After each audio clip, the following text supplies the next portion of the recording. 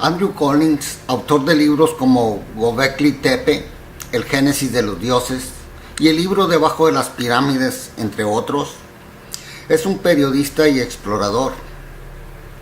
Además, este autor está tocando temas que tratan algunos de los científicos que están abriendo nuevos caminos en la ciencia. Pero como Andrew no es un erudito académico, personas como él o Graham Hancock, otro autor por cierto muy importante en la investigación de los misterios de las civilizaciones antiguas, estos hombres tienen la libertad de escribir y decir lo que realmente está pasando, sin ningún temor a ser silenciados. Ellos no tienen que preocuparse por alguna evaluación de nadie, no tienen que preocuparse por cómo el mundo académico va a reaccionar o recibir lo que digan o escriban. Así se debe manejar el verdadero periodismo. Imprimes la verdad para la gente, le guste o no, según Andrew Collins.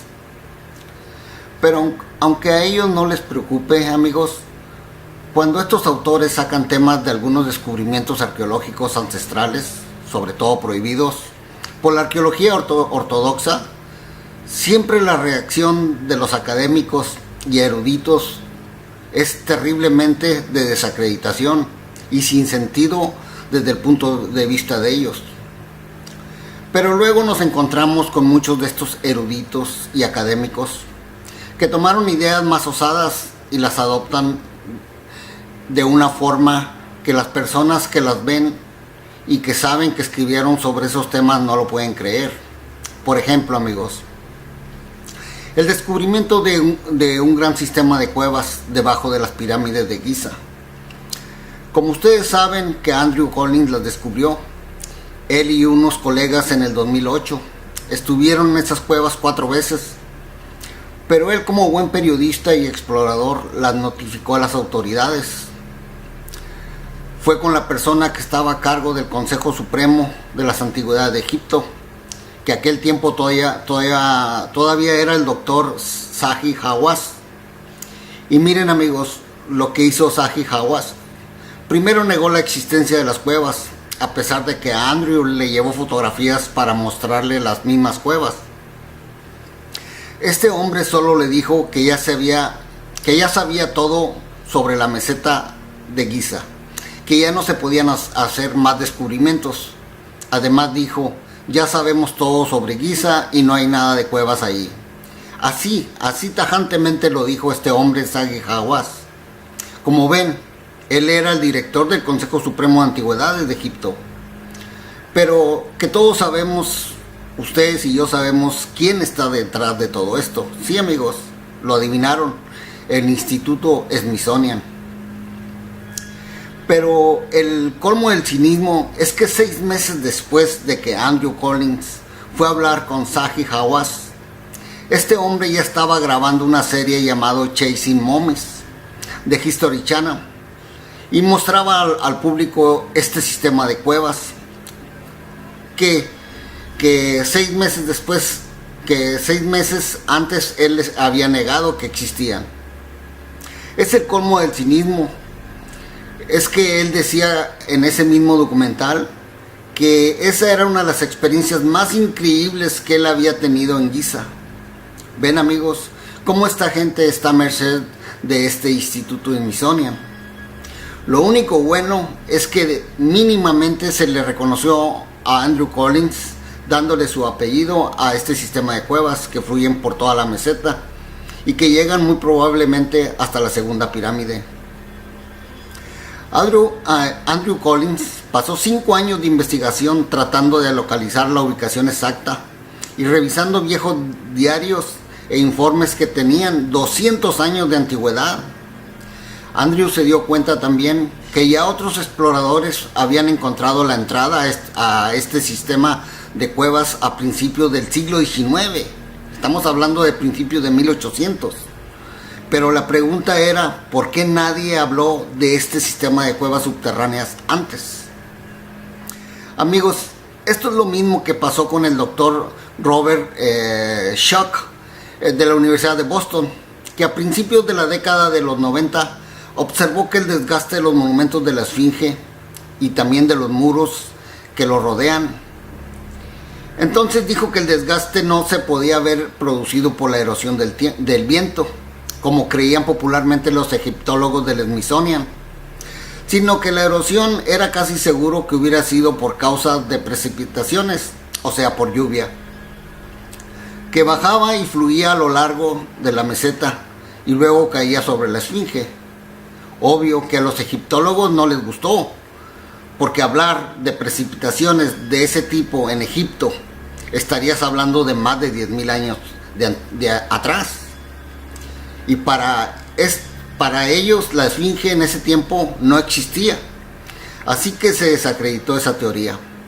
Pero muchos estudiosos y académicos sí creen que se trata de erosión por precipitaciones, pero lo tienen que callar por miedo a perder su prestigio y otras cosas. Si tú vas a Wikipedia y buscas las teorías de correlación de Orión-Giza, ahí encontrarás que esta teoría del desgaste por lluvia, según se desacreditó ampliamente hace mucho tiempo. Pero ellos siguen creyendo que los factores de la erosión de la Esfinge es por el viento. Ahora, ¿cuándo la desacreditaron? No la pueden desacreditar, porque es imposible que el viento haga eso. Pero bueno, así es esto. Y es que Wikipedia, amigos, la controlan principalmente las personas que quieren permanecer dentro de la ortodoxia del pensamiento, de este pensamiento convencional. Entonces, cualquier idea o ideología nueva que generalmente se introduce en ella, se eliminan rápidamente. Y esto ocurre con muchos otros temas como ciencia, tecnología, energías libres y muchas otras cosas más. Es como si existiera una especie de cabal. Sí, bueno, si ustedes así lo quieren creer, yo lo creo, que además siempre está vigilando ciertas páginas de Wikipedia. Nos guste o no, hasta Wikipedia está controlada, y esta gente quitan cualquier cosa que no les guste, y no porque estén equivocadas, sino porque no les gusta que estén en contra de su paradigma básicamente. Pero por ejemplo, hablando de la correlación de Orión-Giza, qué importante que se tocó este tema. Hace tiempo, no recuerdo, hace ya tiempo la BBC hizo un programa sobre la teoría de la correlación Giza-Orión, con según unos académicos egiptólogos ahí, sobre todo, me imagino que del Smithsonian, pero cometió el error de no invitar al que descubrió esa teoría. Estoy hablando de Robert Bauval. Claro que no, porque ellos le temen hablar del espacio y su correlación con civilizaciones ancestrales, porque ahí entrarías a hablar, obvio, de extraterrestres, y a ellos les da horror hablar de eso. Así que estos académicos, casi en son de burla, desacreditaban la teoría de Bauval. Pero lo que estos hombres no se esperaban, ni mucho menos la BBC, y sobre todo estos pseudoacadémicos, es que Robert Bauval lo llevara a corte. ¿Y qué creen, amigos? El juez y la corte le dieron la razón a Robert Bauval e hizo que la BBC pidiera disculpas públicamente a Robert Bauval. Pero claro, en Wikipedia sigue apareciendo como que esta correlación Giza-Orión fue desacreditada. Bueno, no sé si ya la hayan cambiado, pero al parecer no, porque no la aceptan los académicos. En estos últimos videos vengo hablando de nuestra civilización, sobre todo ancestral, y quiero demostrar que es mucho más antigua de lo que pensamos, porque los mismos hallazgos arqueológicos nos lo están demostrando. Claro, los académicos y el Smithsonian ya no saben qué hacer con tantos hallazgos arqueológicos, sobre todo muy incómodos, que contradicen su historia ortodoxa. Pero esta gente académica del Smithsonian siguen defendiendo su postura y no quieren verlos, y siguen diciendo que no hay pruebas, siguen tomando esto como mitos, leyendas, especulaciones, y claro, siempre salen con que son fraudes. Pero ¿por qué estoy hablando de todo esto ahora? Si el tema, como al principio ven, dice que voy a hablar de pirámides y ciudades subterráneas. Bueno, amigos, es que en los siguientes 3 videos voy a presentar temas muy controversiales. Son entrevistas que a lo mejor no has oído nada de eso antes, Para algunos les parecerán ridículas, y lo entiendo. Hay mucha gente que sigue pensando que la historia ortodoxa es la única y verdadera. Pero muchos de nosotros de mente más abierta queremos saber mucho más, y lo escuchamos, y así podemos elegir si queremos creer o no, ya que algunos tipos de hallazgos arqueológicos son muy incómodos, pero pueden darnos mejor respuesta a nuestro origen como especie. Sobre todo nos dan una respuesta más amplia de lo que nos da la historia ortodoxa. Y últimamente se ha visto muy sobrepasada. Bueno, desde ahorita prevengo que los siguientes 3 videos son 3 entrevistas y van a ser, un poco o muy controversiales. Pero cada vez hay más arqueólogos y antropólogos que se convencen de que realmente muchos de los descubrimientos arqueológicos descubiertos y que son muy antiguos pudieran haber sido construidos ya sea por una civilización humana muy avanzada que desapareció durante un cataclismo, o por nuestros antepasados, pero teniendo un conocimiento proveniente de visitantes extraterrestres. Pero también es posible que no precisamente fueran necesariamente los que gobernaban los que tenían ese conocimiento, sino que hubo una clase de sacerdocio con mucho conocimiento, y ellos serían los que construyeron tanto las pirámides como otros monumentos megalíticos. Este era un grupo de gente parecido a lo que son los científicos actuales, y que estaban entre lo más alto de las sociedades antiguas.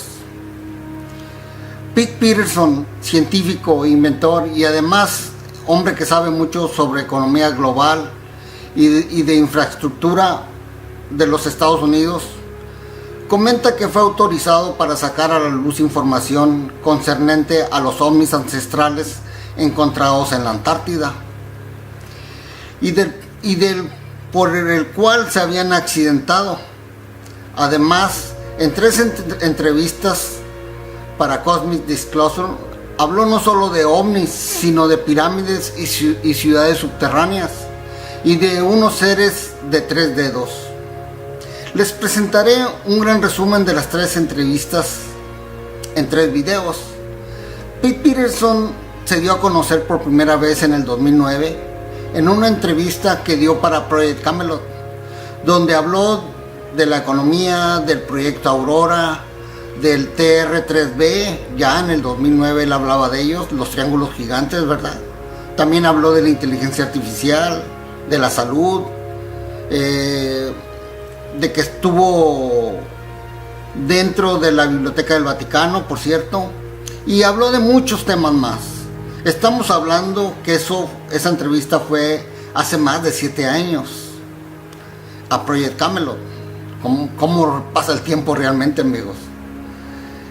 En una de las entrevistas para Cosmic Disclosure, la primera, comentó que las pirámides se construyeron en lo que llaman una estructura de matemática religiosa, ya que existía en sus mentes una religión o cosa basada en la filosofía, porque necesitaban la estructura informativa, el campo informativo que se genera por esta masa, en una forma particular, en un tiempo y espacio, lo cual les permitió realizar ceremonias, les permitió lo que llamamos comunicación con seres dimensionales o extraterrestres, les ayudó a mejorar el talento psíquico o habilidades psíquicas de los sacerdotes que las usaban.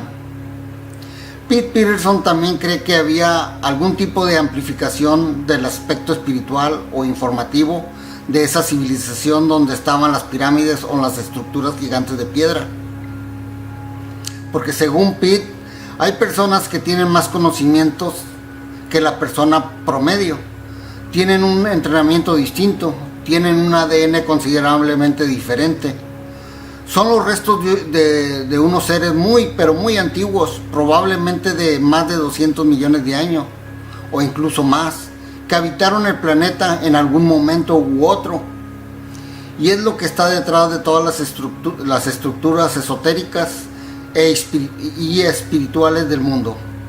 A pesar de que parece ser algo bastante diferente en las religiones, una religión tiene el poder solo porque conoce lo que la persona promedio no sabe. También se le preguntó a Pete Peterson sobre cómo fue posible incrustar en la construcción de las pirámides esas piedras gigantes que están dentro y afuera de alguna de estas estructuras gigantes antiguas, ya que no hay grúa que sea capaz de levantar esas piedras hoy en día. Entonces, ¿cómo lo hicieron para moverlas?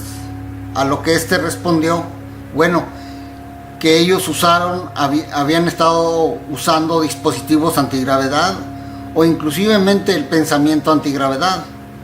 Eso es cuando un grupo de personas las mueven o las hacen flotar. Hay pirámides muy conocidas como las de Egipto o las de Mesoamérica, pero hay otras que últimamente han descubierto otras extrañas pirámides en China, que tienen cumbres planas y se parecen a las que están en Mesoamérica. Es más, amigos, estaba viendo que también se descubrió una pirámide en Indonesia, pero muy parecida a la del castillo, la de Kukulcán en la península de Yucatán, en Chichén Itzá, que por cierto está en México. Y la han mantenido en silencio, o sea, no se le ha dado nada de publicidad, y haz de cuenta que es idéntica, se parece mucho. Bueno, continúo.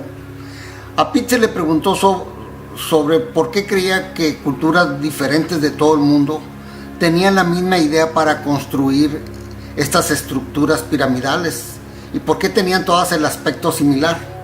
A lo que él contestó, bueno, es porque la estructura es la estructura la que nos da su poder, nos otorga capacidades, nos otorga su habilidad para aquellos que las están construyendo.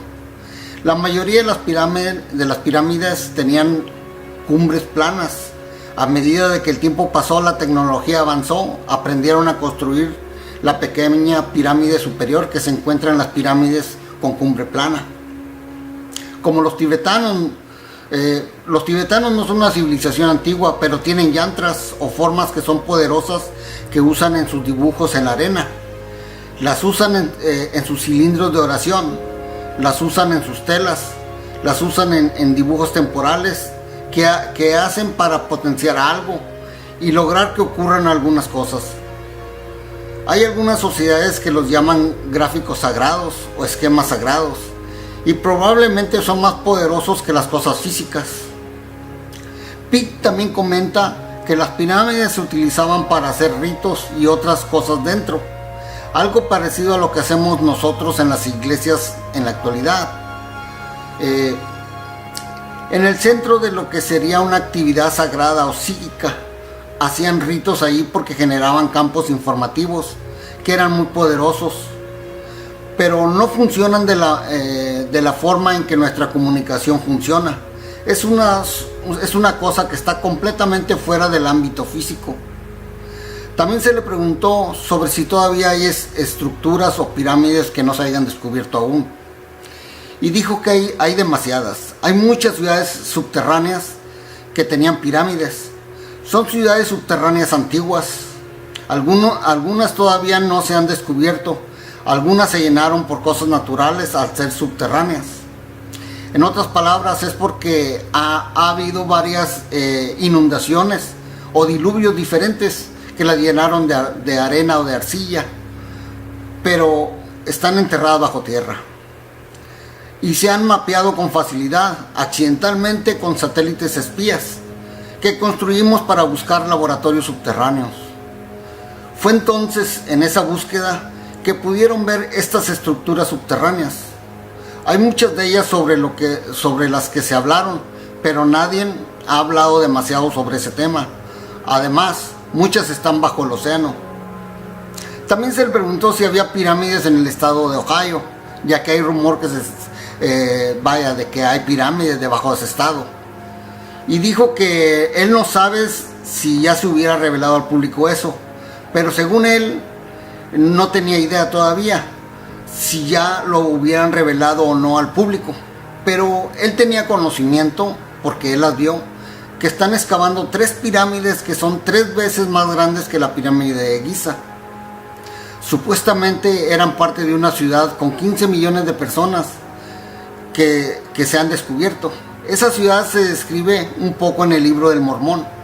Por ejemplo, el libro del Mormón que no es la Biblia mormona, es una historia sobre antigua gente que habitó Norteamérica y se habla de mucho tiempo atrás, pero están desenterrando un montón ahora mismo, ellos los mormones. Aunque existen muchas leyes sobre desenterrar sitios arqueológicos, como ya hablamos en el video pasado, ya hay otros problemas, y es que hay ciudades construidas sobre algunos sitios arqueológicos. 3/4 de las ciudades actuales en los Estados Unidos tienen ciudades subterráneas bajo ellas. Igualmente pasa en todos lados, en Europa, en Latinoamérica, en muchos lugares.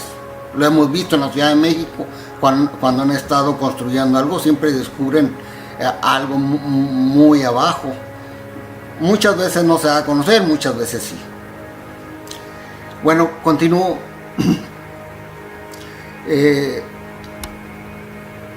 David Wilcock le comentó a Pete Peterson que había leído varios libros sobre los montículos y cuándo comenzaron a excavarse originalmente. Incluso toda la historia de Lewis y Clark yendo hacia el oeste y explorando el otro lado de Norteamérica hacia el oeste, y al parecer continuamente encontraban esqueletos gigantes, de lo que hablamos en el video anterior también. Y dice que esos gigantes a veces medían más de 3 metros de largo. Y le pregunta a Pete si él sabía algo sobre estos gigantes y si se puede relacionar con los montículos o pirámides. Pete le comenta que esa era la gente que estaba ahí, que sí, ellos eran los que construyeron las pirámides y los montículos. Vivieron y construyeron esos montículos y probablemente las pirámides subterráneas, además de reproducirse. Había existido un largo programa de reproducción para reproducirse con los humanos terrícolas. Platica Pete Peterson que cuando él era niño solía visitar museos donde había muestras, como ya les dije también antes, que había esqueletos de personas pelirrojas muy altas, gigantes vaya. Dice que el cabello siempre parece estar completamente rojo o más anaranjado. Pero había museos donde podías ir, especialmente en el estado de Oregon, donde había personas de hasta un poco más de 3,5 metros de alto, en exhibición. Muy cerca de allí había un lugar antiguo que usaban para minar obsidiana, para hacer herramientas. Esto pudo haber ocurrido después de que llegaran a la Tierra. Necesitaban herramientas. No habían localizado dónde podía haber cosas como el acero, el cobre, el hierro y todo eso. Pete, amigos, se está refiriendo a que algunos de estos gigantes eran seres extraterrestres, pero no saben exactamente de dónde provenían. Según él, se cree que algunos vinieron de Arcturus. David le comenta si esta gente pudo haber llegado a la Tierra del espacio porque tuvieron que, si supuestamente venían del espacio, dice David, ¿por qué tuvieron que hacer su herramienta? Y a lo que Pete le contesta que es lo mismo que cuando nosotros alunizamos. No podía llevar todo en una nave, tuvimos que terraformar la Luna. Igual Marte, tuvimos que terraformar Marte. Y comenzamos a buscar materiales ahí. Para estos gigantes humanos fue lo mismo, venían desde muy lejos. Tardaron mucho tiempo en acomodarse aquí en la Tierra y explotar los minerales o materiales terrestres para construir las herramientas. Es como casi comenzar todo de nuevo. David le comenta sobre que muchos de los esqueletos gigantes tenían los cráneos alargados en comparación con nosotros, lo que podría sugerir que sus cerebros serían más grandes para el cuerpo de nuestro equivalente. Pete le responde que probablemente así era, pero en veces era hasta 5 o 6 veces más grande el cerebro. Al parecer estos gigantes humanos tuvieron que meterse con mujeres con el ADN de la Tierra para reproducirse, muy parecido a los que pudieron haber hecho los preadamitas, o es muy probablemente que estos fueran los preadamitas y que ya se venía haciendo esto desde Sudamérica. Y en eso están de acuerdo David y Pete. Pete recalca que no todos tenían esa estructura craneal, que en realidad eran pocos. Solo los más grandes, la mayoría, los más grandes tenían ese estructura craneal más larga, amigos. La mayoría tenía la estructura craneal casi como la nuestra. Claro, más grandes porque eran gigantes. Y que además eran diferentes razas, inclusive unas muy diferentes. Y David entonces dice que si estos gigantes que vinieron a la Tierra, y él dice que va a deducir, le dice a Pete, bueno, tú dijiste que los pueblos estos de gigantes construyeron las pirámides, la casa sacerdotal tenía contacto con extraterrestres. Asumo que estos gigantes eran uno de esos grupos. Pete le dice que la casa sacerdotal era extraterrestre. David continúa, estos gigantes trajeron tecnología antigravedad con ellos. A lo que Pete le contesta, muchos de ellos vinieron de esa forma, muchos de ellos vinieron así. Cuando vienes a un planeta completamente subdesarrollado, toma tiempo, especialmente cuando tienes que cambiar tu ADN para poder vivir en el planeta, respirar los gases que hay aquí, sin intoxicarte con algunos que no serían tóxicos para nosotros, los seres humanos o terrícolas, pero para ellos sí. Estoy casi seguro por cosas que sé y he visto, dice Pete. Además, básicamente soy un científico, pero también soy un arqueólogo y antropólogo aficionado. Y he tenido acceso a varias veces a la gran biblioteca de Alejandría, pero la llamamos ahora Biblioteca Vaticana en la actualidad, y los dos se sueltan a reír porque así le llaman muchos en realidad. He oído, ya les hablé de una persona muy influyente en los jesuitas y él la llama la Biblioteca de Alejandría también, coincidencia, pero así le llamó también, le llaman la Biblioteca de Alejandría, porque muchos saben que todo lo que estaba en la Biblioteca de Alejandría fue a parar a la Biblioteca Vaticana. Por eso les digo que los dos sueltan una sonrisa. Bueno, amigos, muchos informantes y otros abogados jesuitas, como les digo, han dado a conocer en entrevistas que exactamente en la Biblioteca del Vaticano se encuentran una gran mayoría de libros raros, mapas muy antiguos y en general muchas de las cosas que existieron en la biblioteca esta que se quemó de Alejandría. Ya hablamos en otro video cómo en la Cuarta Cruzada los caballeros templarios y los caballeros teutónicos, por orden del Papa, saquearon varios de los artículos que habían llegado a la biblioteca de Constantinopla después de que la biblioteca de Alejandría hubiera sido incendiada, ya que muchas cosas se movieron para Constantinopla y para otras ciudades. Después se recuperaron con las cruzadas. Bueno, pero continúo, eso ya lo hablamos en un video anterior, antes de la Alianza Oscura. La Biblioteca del Vaticano, según, tiene diferentes pisos y está clasificada de acuerdo a qué tan antiguo es el material que está ahí. Y según Pete, hay varios niveles donde había escritura y varios niveles donde no había. Y dice que hemos tenido civilizaciones que vienen y se van. Algunas se marcharon a otro lugar, pero porque una de las principales razones él pregunta, pero ¿por qué una de las principales razones para ir a otro planeta? Ya que es un proceso costoso, sin importar quién seas o qué tienes, ya que es largo y costoso. Pero él dice que lo más probable es que vinieron aquí a la Tierra solo para obtener algunas materias primas y luego se fueron. David dice, ¿desde cuánto tiempo atrás crees que estas civilizaciones han estado viniendo a la Tierra? Y Pete le contesta y dice que él cree que al menos 200 o 250 millones de años. Hay evidencia de ellos. Dice, por ejemplo, en las minas de carbón, tuvimos minas de carbón que descendían hasta 3.000 o 4.000 pies. Y en la masa de carbón se han manifestado astrolabios, que son dispositivos de navegación que se establecieron para la navegación a lo largo de esta galaxia, la Vía Láctea. Y estos eran semiprimitivos de alguna manera, pero cumplían el trabajo a la perfección. David le pregunta si estos gigantes venían aquí con tecnología que puede levitar piedras y pueden hacer que floten de esa forma, hicieron algo bajo tierra.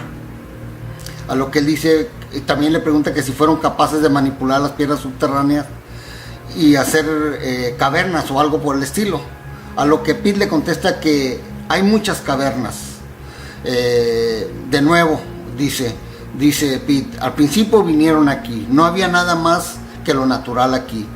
Existen muchos lugares en la tierra debido al tipo de estructuras de la tierra, como en Arkansas hay mucha piedra caliza.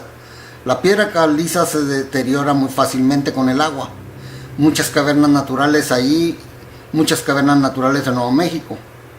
Recuerda, ellos primero buscaron refugios porque necesitaban protegerse del sol, porque el sol atraviesa un ciclo de 29,000 años. Ahora mismo está entrando un ciclo donde probablemente todos tendríamos que ir bajo tierra en un futuro. Y creo que eso da pie al hecho de que hay un montón de cosas, muchas cosas subterráneas, ya que ellos construyeron bajo tierra. Existen muchas cosas bajo tierra. He visitado muchas carreteras, así les llama él, carreteras, así las va a llamar. Dice, son carreteras subterráneas en América del Sur, que son muy conocidas y están bien documentadas. Pero vas en estos túneles subterráneos que son casi tan grandes como el túnel que construyeron desde Inglaterra a Francia bajo el océano. Dice Pete, continúa, dice, vi túneles que tenían un fondo plano, tenían una especie de techo como forma oval. Se parecían demasiado a los túneles volcánicos naturales, pero no lo eran. En realidad los pusieron ahí, los hicieron ahí. Parecían, las paredes son de cristal, pero es un cristal flexible y siguen así por millas y millas. Está en un pequeño vehículo como un rover lunar, en el que hicimos recorridos y así sucesivamente. Probablemente creo que fue tanto como unas 150 millas en un túnel. Y dice Pete, yo hice ingeniería de carreteras en un momento en mi vida. Y yo creo que obviamente estos diseños o estas carreteras que están bajo los túneles fueron diseñadas por ingenieros. No parecían naturales en absoluto. Estaban diseñados muy sofisticadamente. Está hablando de estos túneles encontrados en Sudamérica. Dice, un túnel cuando pasa por un montículo, digamos, avanza sobre el montículo. Se queda en una parte de una superficie cilíndrica y luego avanza hacia otro piso. David, ayúdame a visualizar esto. ¿Estás hablando de paredes afiladas que parecen una perforación con láser? ¿Esa clase de cosa? Pete contesta, sí. Parecía como si tuvieras un taladro oval gigante que simplemente lo taladró. Y había lugares en los primeros túneles. Recuerda, el tiempo progresa y la tecnología avanza. Una pausa, amigos. Miren, Michael Tallinger comenta en uno de sus libros que en Sudáfrica encontraron unos túneles muy antiguos y estaban pavimentados abajo. Inclusive hallaron como que alguien, pero muy atrás en la antigüedad, trabajó la minería aquí en la tierra. Y habla inclusive de monumentos parecidos a los que se han encontrado, más parecidos a Viracocha, como se conoce a Viracocha en Perú. Así, de ese tipo, o como estos dioses de los incas. Y además dice que fueron varias, y cuando según la empresa que lo encontraba, se avisaba a las autoridades y rápidamente se tapaban. No se volvía a hablar de ellos. Y han encontrado muchos por todo Sudáfrica, donde ha habido o tienen muchas excavaciones, y es donde se han encontrado mucho oro. Y estás hablando de túneles muy abajo, pero así lo dijo, bien hechos y además pavimentados completamente, lo que está diciendo Pete aquí. Y él lo dice en sus libros y lo ha dicho en varias de sus conferencias que hace. Michael Tallinger, el de Ubuntu. Bueno, continúo. Continúa, dice, hay lugares en estos túneles al principio donde podías ver que se extrajo con algún tipo de cortador, como un cabezal de corte de un pozo de petróleo, donde había estrías en las paredes. no había una razón de ingeniería para eso. Eso debido a la clase de cortador que utilizaban. Luego avanzaron y desarrollaron, dice Pete, estoy seguro, una tecnología láser. David le pregunta, ¿por qué los seres humanos harían algo subterráneo que era mucho más alto que sus cabezas? Porque creerías que todo ese espacio adicional, o sea, ¿para qué lo harías si no lo necesitas realmente? A lo que Pete contesta que sí se necesita, porque necesitas la ventilación del aire o la circulación del oxígeno o de gas o de gases. David le pregunta otra vez, dice, ¿estos túneles se dirigían a ciudades subterráneas o son solo largas carreteras? A lo que Pete le contesta, dice, lo que vi en Sudamérica parecían ser carreteras, pero no se sabía hasta dónde porque solo habían recorrido 150 millas, ya que regresaron, se quedaron sin combustible. David le pregunta que si vio alguna inscripción en las paredes, a lo que Pete le contesta que sí, que absolutamente, había símbolos, yantras. Hay yantras para proteger a las personas, hay yantras para mantener el vidrio flexible. David le refuta y dice, yantras como mandalas o mandalas, patrones geométricos, le pregunta, y Pete le contesta, sí, patrones geométricos. Entonces David dice, ¿estaban grabados en el vidrio o también tenían color? Pete dice, bueno, estaban grabados, pero había un tipo de colorante frotado sobre ellos varias veces, y muchos a veces solo era un grabado. David le dice, ¿alguna vez viste imágenes de personas o naves espaciales o algo así de interesante? A lo que él contesta que no. Dice, nunca vi una nave espacial ahí dibujada, pero sí vi imágenes que tenían personas, se veían como nosotros, bueno, pero sí había algo inusual a nosotros. Pete dice, se veían normales, solo pequeñas variaciones de nosotros. Y dice, hay muchas personas que tienen como un poco más de 2 metros, o sea, de los que estaban dibujados ahí. Dice que había personas dibujadas que tenían más de 2 metros de largo y otros más bajos hasta 1.20 metros de largo. Así que se veían varios tipos de personas, había variaciones. Pero que el porcentaje de personas que vivió en esos lugares en ese momento era del mismo porcentaje que vimos en variaciones en las paredes, o sea, un poquito más altos que nosotros. Dice, realmente veías pocas personas pequeñas y eventualmente verías personas altas más, y otras estaban entre el límite de lo que son nuestras siluetas ahora mismo. David le pregunta, ¿sabes si alguien encontró algún dispositivo tecnológico inusual allí abajo, como un holograma o láser? Pete dice, bueno, no sé nada sobre lo que se ha encontrado en América del Sur. Y además sí busqué, pero porque yo soy un técnico, entonces es una de las cosas que más busco.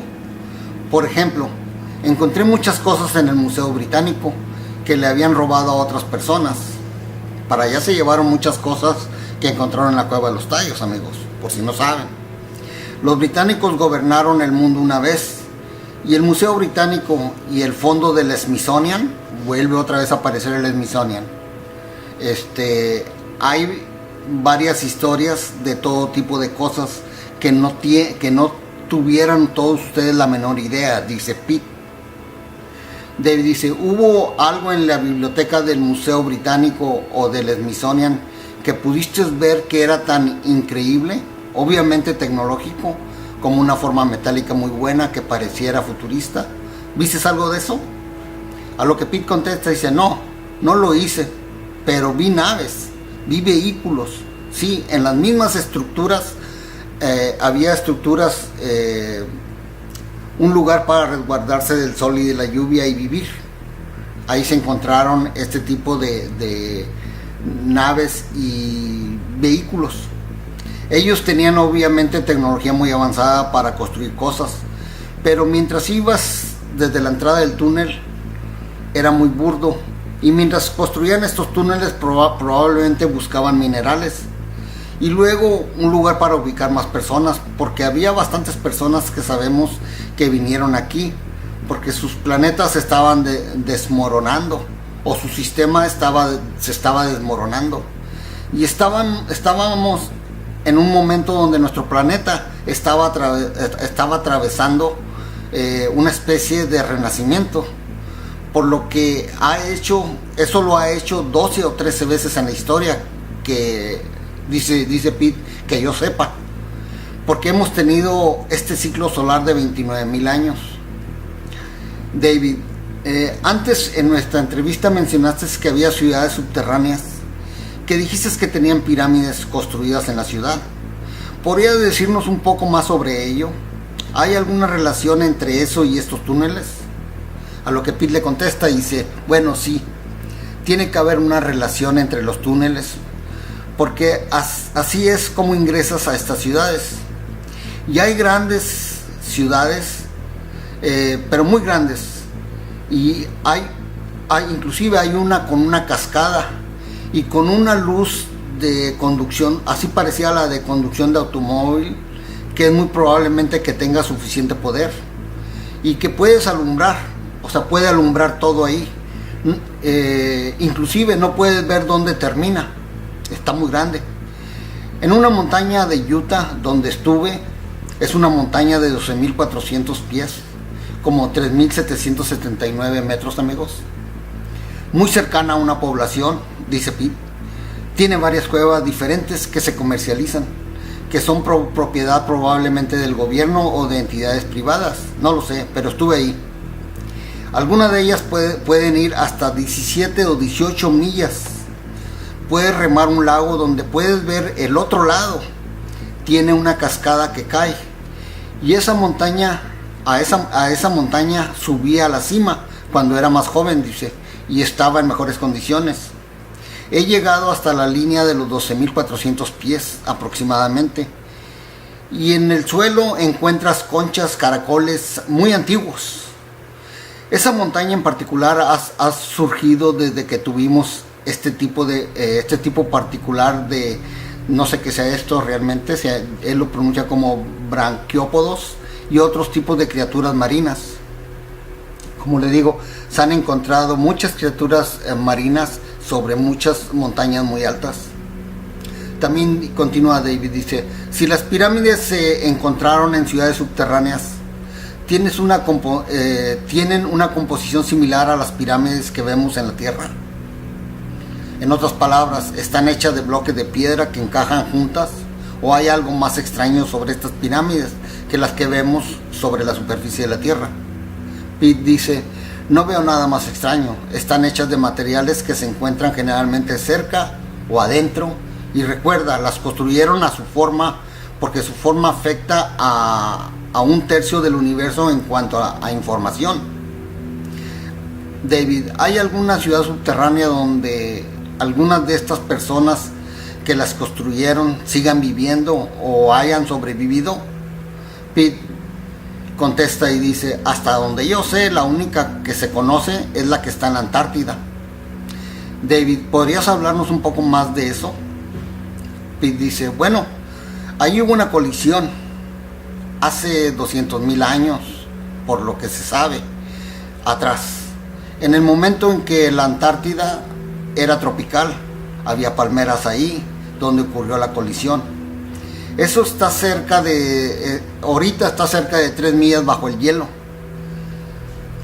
Está siendo excavada, están instalando un gran túnel ahí. Muchas de estas cosas antiguas parecen de las primeras películas de ciencia ficción, donde trataban de adivinar cómo sería el futuro. Hay un avance gigantesco en tecnología. Ves un cambio definitivo en la tecnología, así que las cosas subterráneas que están debajo de las 3 capas de civilización, porque hay 3 capas supuestamente, dice él, en la Antártida, y también encontraron 3 accidentes, o sea, 3 naves, una a 3 millas, una a 2 millas una a 3 millas, a 2 millas y a 1 milla, y todas diferentes, inclusive de diferente tecnología. Dice, continúa Pete, dice, hay una civilización muy antigua, probablemente donde hubieran usado estos instrumentos de navegación impulsados por engrenajes, Pero estos instrumentos de navegación de engranajes, su relación se estableció para esta galaxia. David, ¿qué encontramos cuando observamos la Antártida si averiguamos la verdad? Pete contesta, dice, encontrarán varias capas separadas de ocupación. Encontrarás varias capas separadas de lo que era exterior en el momento cuando estaba esa civilización. Solo la última capa era en realidad la Antártida. Antes de eso era una isla tropical. Y parte de eso es parte de una isla mucho más grande. Probablemente varias partes de ella eran parte de la Atlántida, que se recuperaron y se movieron ahí. Porque hay varias partes de la Atlántida que encontraron en el océano, porque quedaron atrás. Hubo muchas partes que eran altamente radioactivas y que todavía lo son, partes que se destruyeron. Pero ahí abajo allá abajo una de las cosas que encontrarán, dice, serán esas personas. Al principio las personas en ese nivel bajo, todos eran gigantes. Y algunos de ellos, por lo que entiendo, tenían 37 pies de alto. Son como 11.27 metros, amigos. Bueno, paramos en este video, continuamos en el siguiente, en la segunda parte.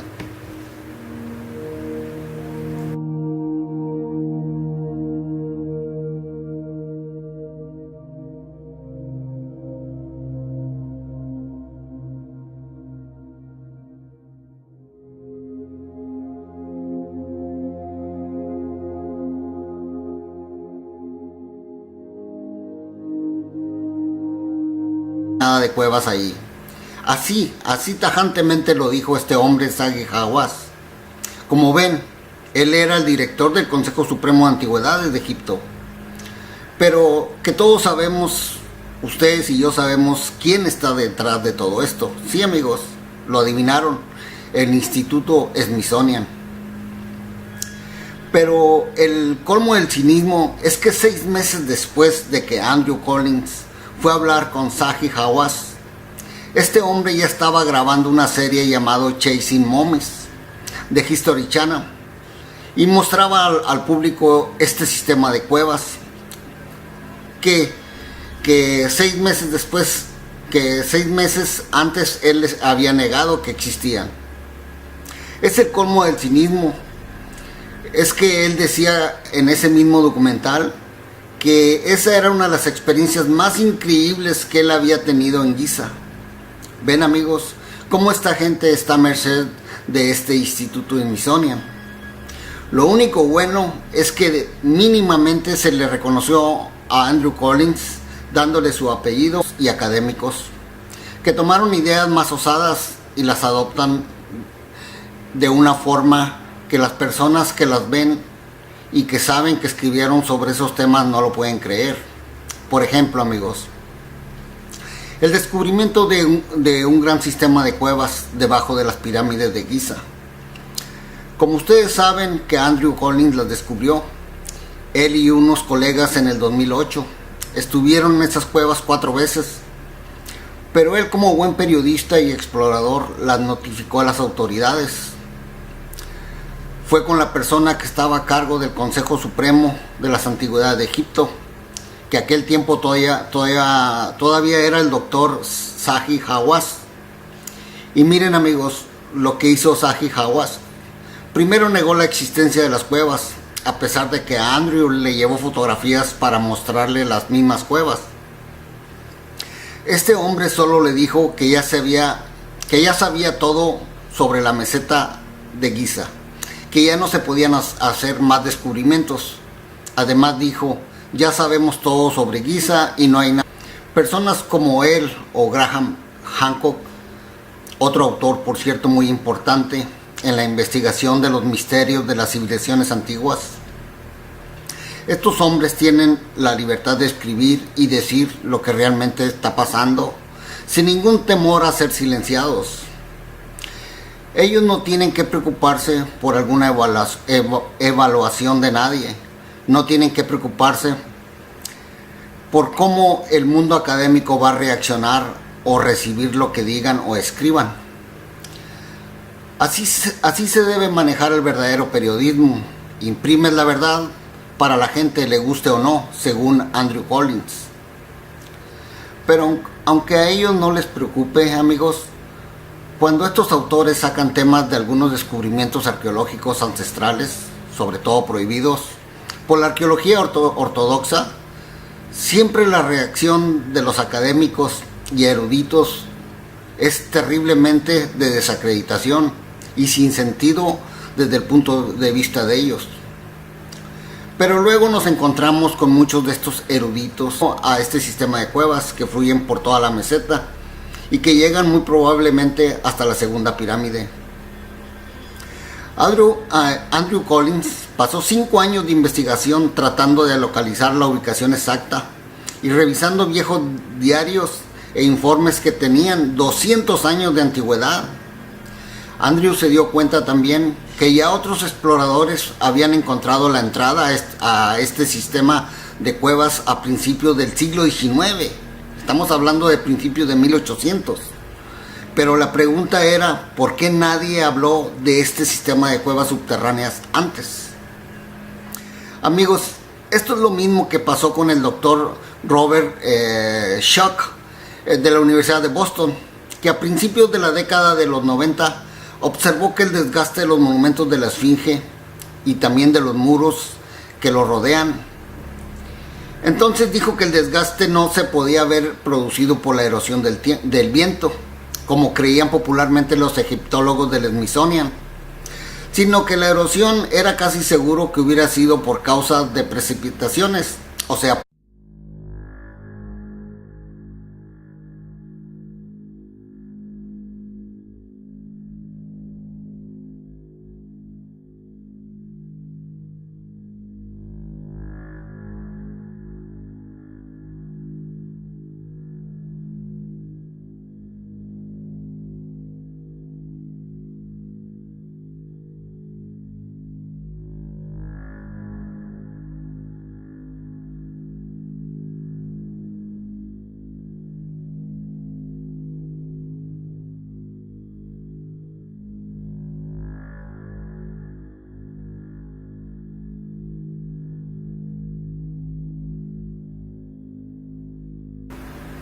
Andrew Collins, autor de libros como Göbekli Tepe, El Génesis de los Dioses y el libro Debajo de las Pirámides, entre otros, es un periodista y explorador. Además, este autor está tocando temas que tratan algunos de los científicos que están abriendo nuevos caminos en la ciencia. Pero como Andrew no es un erudito académico,